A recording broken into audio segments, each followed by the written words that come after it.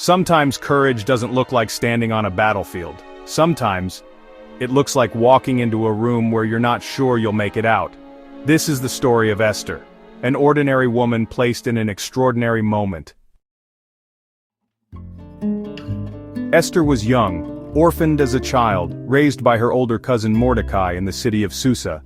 They were Jewish, living quietly under the rule of the Persian Empire, trying not to draw attention. One day, the king, Xerxes, got angry at his queen and sent her away. That opened a door. A nationwide search began for a new queen. Beautiful women were brought in from all over. Esther, she was chosen.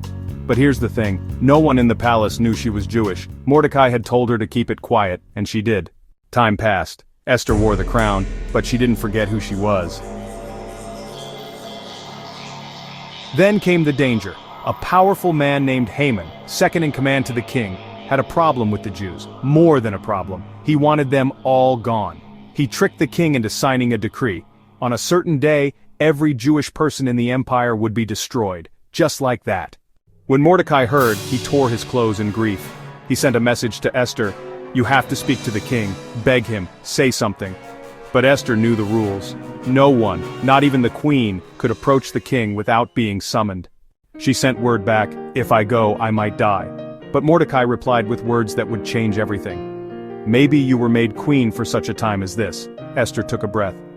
And then she said something that would echo through history. If I perish, I perish. She asked her people to fast and pray, and then, dressed in her royal robes, she walked toward the throne room.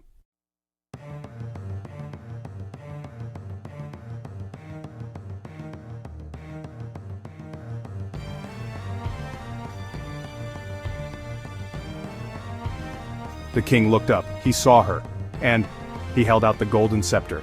She was safe. Esther didn't shout or accuse. She invited the king and Haman to dinner, then another. And finally, at the right moment, with steady hands and a brave heart, she told the king everything. She revealed Haman's plan, told him she was Jewish, and asked for her people to be spared. The king listened. Haman was removed, the decree was reversed, and the Jewish people were saved because one woman chose to speak. Esther didn't have an army, she didn't perform miracles, but she showed us something powerful. Sometimes the right word at the right time, spoken by the right person, changes everything. And maybe the moment you're in, however hard, however scary, isn't an accident. Maybe you're here for such a time as this.